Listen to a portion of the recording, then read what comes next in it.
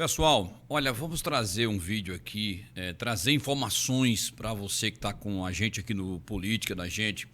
E às vezes eu não consigo entender, né? Como é que ainda existe pessoas nesse país que ainda acredita neste governo que aí está.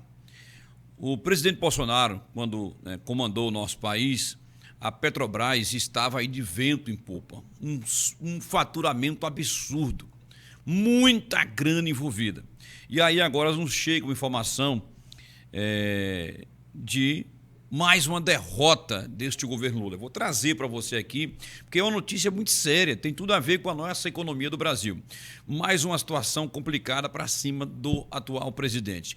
E tenho também informações de pedalada fiscal, pode ter impeachment, vou trazer todos esses detalhes. Tem um fala aqui de um deputado que também fala acerca do mesmo assunto.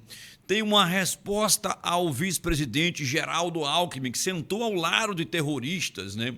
E se dizia há um tempo atrás em campanhas políticas que Lula ia voltar à cena do crime. Imagine qual é a cena que nós estamos vendo agora com o atual vice-presidente, né, que se coligou com o líder do PT no Brasil e que tem causado aí, né, muita insatisfação no povo brasileiro. Então vou trazer aqui todas essas informações e quero pedir para você que ainda não é inscrito aqui no nosso canal, olha, se inscreva no canal, faça parte aqui dessa família, dessa moral pra gente, seja bem-vindo, seja bem-vinda, aperta aí o sino das notificações, deixa um joinha pra gente, o like, e também nos ajude compartilhando. Sei que é chato pedir, mas se você tá aqui com a gente, tá sempre acompanhando, quer ficar bem informado, então se inscreva aí no canal. Olha que notícia aqui, governo Lula, estatais devem fechar 2024 com o maior rombo em 15 anos. Não são 3, 4 anos, não é do governo anterior. Em 15 anos, o maior rombo, né? Resultado negativo reflete a situação de mais de 100 empresas ligadas ao governo federal. As contas das empresas estatais federais do Brasil devem fechar 2024 com o maior rombo dos últimos 15 anos. De janeiro a agosto de 2024, o déficit atingiu 3,3 bilhões. No entanto, a expectativa do governo Luiz Inácio Lula da Silva é que esse valor chegue a 3,7 bilhões até o final do ano. O que mais tem é mentira aí. O resultado negativo, comparável ao de 2009, reflete a situação de mais de 100 estatais em setores como infraestrutura, telecomunicações e agropecuária. De acordo com informações do portal G1, as empresas que mais contribuem para o déficit em 2024 são Engeprom, Correios, empresa gestora de ativos, né, a Infraero, tem o Dataprev, então são muitas empresas que estão sendo atingidas. A Petrobras, a Eletrobras e bancos públicos não estão incluídos nas contas por causa das características de governança semelhantes às de empresas privadas de capital aberto. Que situação preocupante, hein? Depois de 2009, as estatais, né, registraram melhores resultados com superávites impulsionados aí por aportes governamentais. Em 2018, o governo de Michel Temer, do MDB São Paulo, injetou aí cerca de 5 bilhões nas estatais e em 2019 o governo Jair Bolsonaro, PL do Rio de Janeiro, investiu 10 bilhões, 5 a mais, né? As medidas resultaram em um saldo positivo de 14 bilhões. Imagine como está agora. O atual Ministério da Gestão e da Inovação explicou que o déficit se deve ao aumento dos investimentos em tecnologia e máquinas. O financiamento, segundo a pasta, ocorre aí por meio de recursos já existentes no caixa das empresas. O governo destacou também que entre 2018 e 2021, o Tesouro repassou fundos para investimentos que não foram realizados. Ou seja, no finalzinho aí eles querem colocar culpa no governo Bolsonaro. Ele não tem aonde, né? É a mesma coisa de procurar chifre em cabeça de cavalo. Os caras ficam tentando apontar um culpado. O atual governo, que é o responsável por toda essa bagunça, por todo esse rombo, quer colocar a culpa, né? Tudo que acontece é Bolsonaro. Olha, a Ana Paula, né?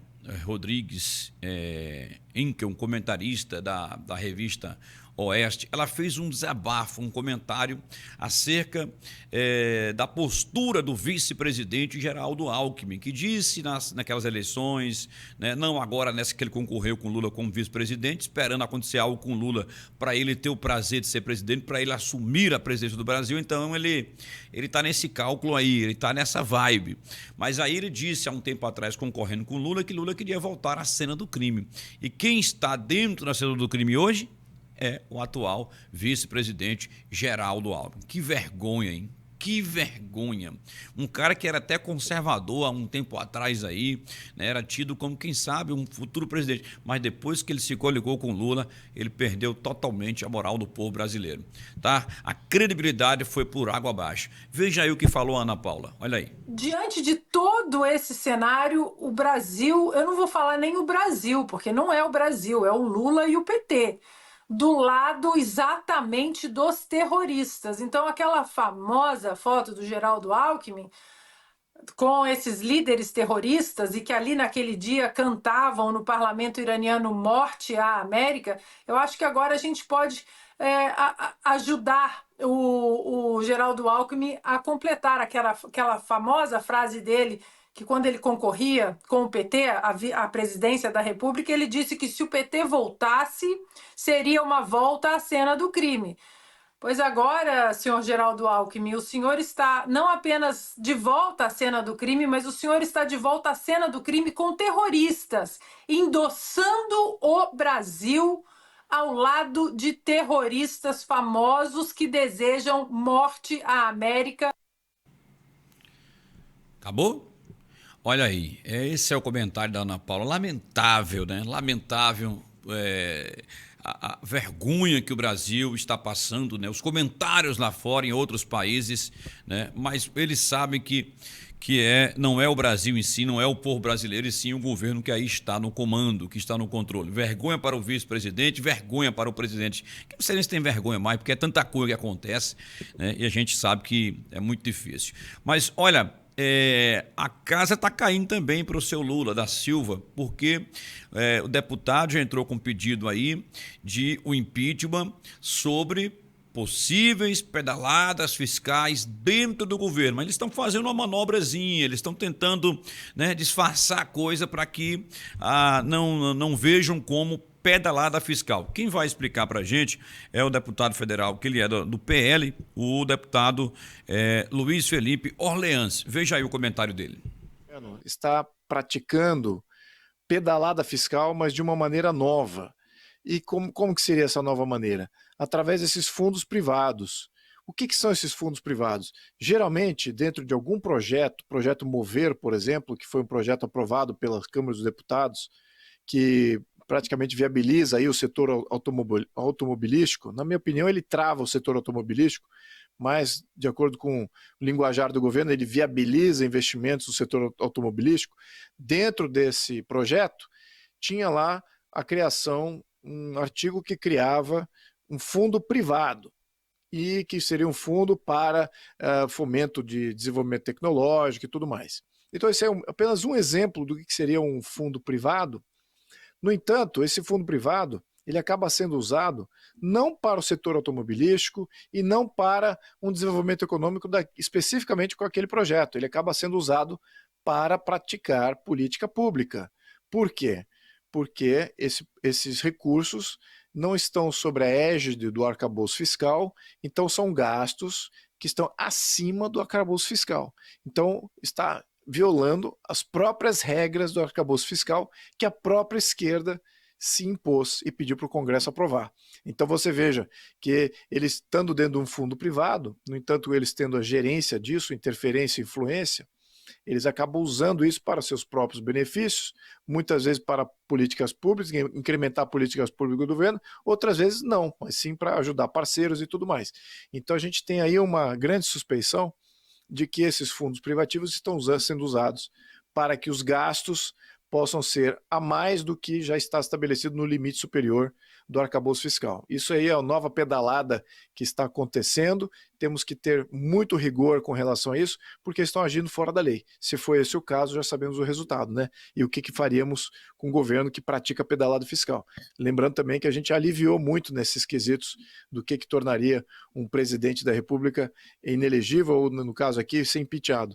Independente disso, é uma violação patente do que foi acordado em Congresso Nacional. Os pedidos que existem de impeachment do presidente Lula, né? Lembrando que todos os pedidos anteriores, vários deles têm embasamento constitucional bem sólido.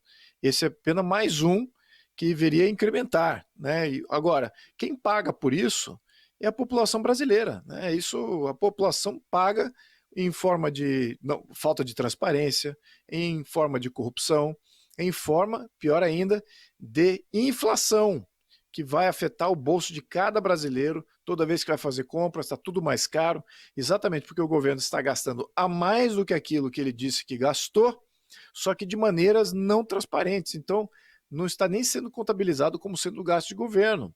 Isso que é importante. Então, todos os números do IBGE, que é publicado, tudo isso é distorcido. Qual é a inflação real, tudo mais. Isso são outros quesitos também que a gente precisa monitorar.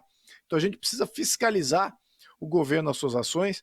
Essa questão de uso de fundos privados para ajudar o governo a gastar mais do que o arcabouço fiscal estabelece, que o arcabouço fiscal estabelece, isso, na minha opinião, é uma violação de um acordo que existe com o Congresso Nacional. Muito bem, está aí, portanto, a fala do deputado federal, o Luiz Felipe Orleans, do PL do Rio de Janeiro. Lamentável, né? Esse é mais um dos pedidos que vai ser encaminhado, né, ao Senado, à Câmara dos Deputados, com relação ao presidente Lula. A casa está caindo, né? O alicerce não foi bem feito, não. Tá bom? Quero pedir a você que está aqui nos assistindo, não saia desse vídeo sem se inscrever no canal. Aperta o sino das notificações. Estamos sempre por aqui, 24 horas de plantão, trazendo informações para você. Então, se inscreva no canal, aperta o sino das notificações, deixa um joinha para a gente que é o like e nos ajude compartilhando. O Brasil tem jeito.